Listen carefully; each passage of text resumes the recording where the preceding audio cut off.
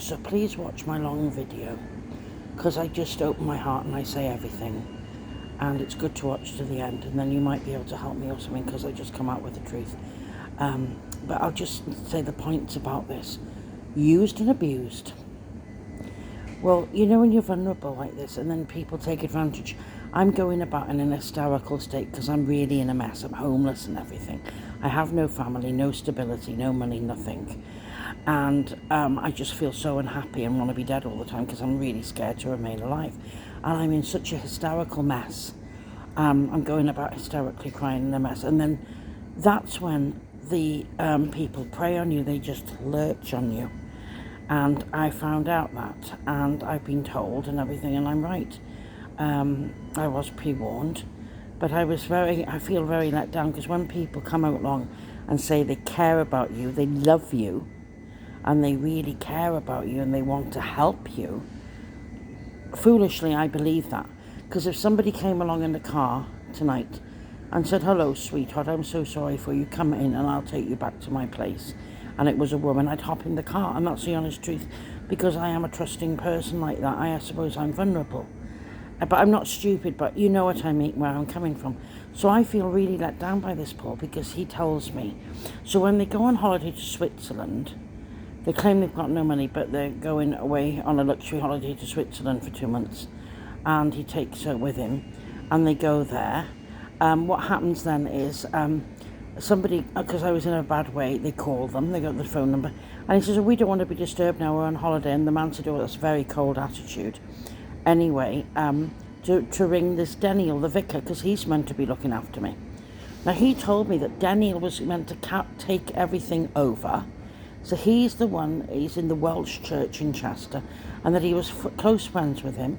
And I have to tell him, because his wife, they got a massive house, he said, and nothing to do. She's home all day doing nothing, and she'd like nothing more than to feed me and look after me. And that's what he said. This is exactly what he said to me. And I didn't want to approach them or bother them like that, but I was really desperate. I had no one to ring, and I rang them. I said, "Please help, I don't know what to do." And it was humiliating for me, because he tells me I'm having family time and he didn't want to get involved. He made it clear. So I said, "Don't worry, I won't bother you again." And I thought that was most unchristian and very rude. But he was obviously told a different story. And then he goes about saying he'd never go to that church again. "Oh, he's horrible, not helping me. Oh, he's so unchristian, he's this, that, the other," all behind his back. And then he's all over him because he let slip. He does go back to the church. So that's two-faced. It's probably more like four-faced than two-faced. Anyway, and then the cruelest thing is, then say they promised again, take me out for a meal, wind me up, make me wait for about a fortnight, looking forward to it. "Aren't you excited? Aren't you excited?" they say every night. And then, well, it's him mainly. She's like a puppet. She does what he says. But he's like, "Aren't you excited? Aren't you excited?" So I said, "Yes." Then he comes here, and then he says he can't stay because he's meeting that Daniel, the vicar, in the afternoon. So he goes into this bar here, gets Cocoa Pops and milk and some plastic cups, opens the packet up himself, puts his hand in, shoves them in, and hands it to me and says, "That's my lunch and I have to eat it there and then." I said, "I can't," it made me feel sick. I was trying to force feed me with it, and I said, "No."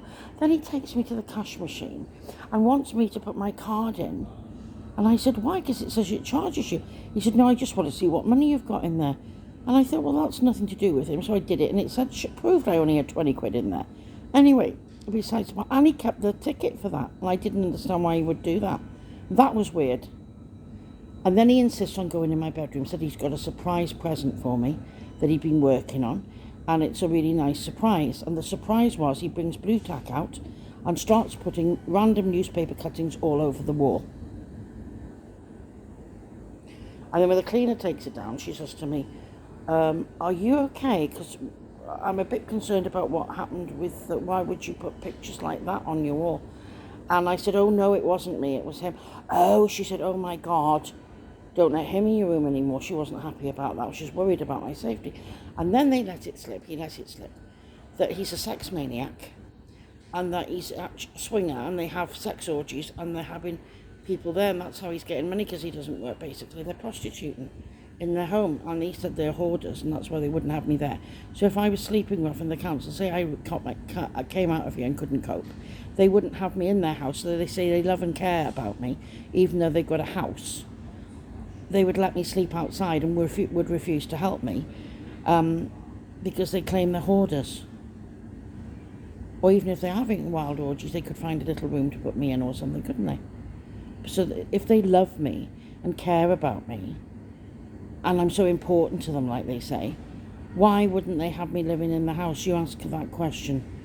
I mean, all of this seems really bizarre. And then he's got another man, he took loads of pictures of me, and he's got this man, some seedy old man in his 60s, who wants to rape me, basically. He's got me lined up trying to pimp me off with people. Well, none of this is happening. So I just thought I'd make a short video to tell you the basic truth about this. Now, the other video I've got on here, it'll just say my life or something I'm going to put on it. As a title, it'll be the last video before this one. This is the last one in for now. But this will be a long one. I think it's about 40 minutes long. But it's quite good because it tells you how I want a job and how unhappy I am, and explains the truth. Because I just come out with the truth and I just say everything.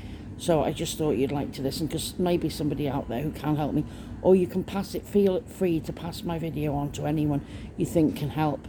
Because I am feeling suicidal. I feel I'm being forced into it. But I shouldn't be, really. I should be allowed to have a life. But without money, I can't see that happening, because I need to be able to eat, to be able to survive, if you know what I mean. So I need a job. So if someone could listen to it, I'd be so grateful. Anyway, thank you very much. Bye-bye.